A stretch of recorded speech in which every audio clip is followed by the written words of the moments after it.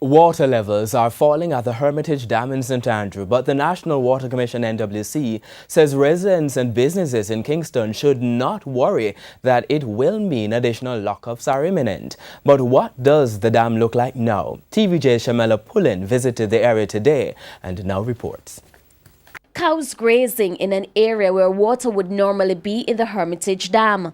In fact, if the dam was at capacity, these cows would be under 127 feet of water.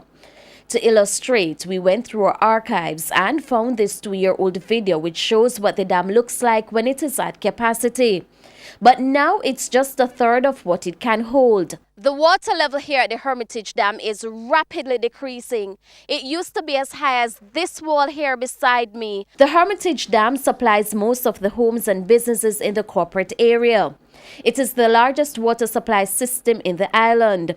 The fall in levels of water here from inadequate rainfall is a cause of concern for the National Water Commission (NWC). When filled, the Hermitage Dam holds some 393 million gallons of water, and at present, based on the limited inflows that we're receiving from the Wogwater River, the Morsham River, and from the Ginger River pipeline that channels water into the Hermitage Dam, because the inflows have been less than we have been needing to supply our customers by draw-off, the levels continue to fall.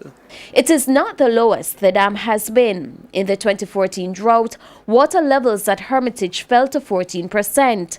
Now it's just at 35%.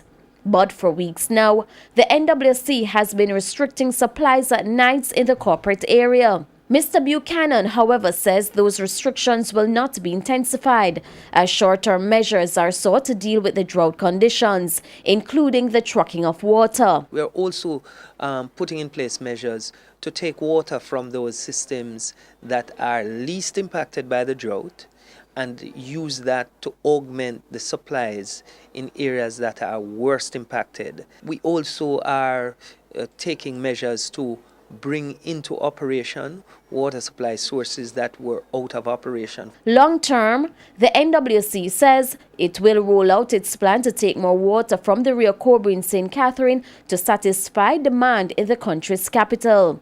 But it's not just the corporate area which is facing the dire times.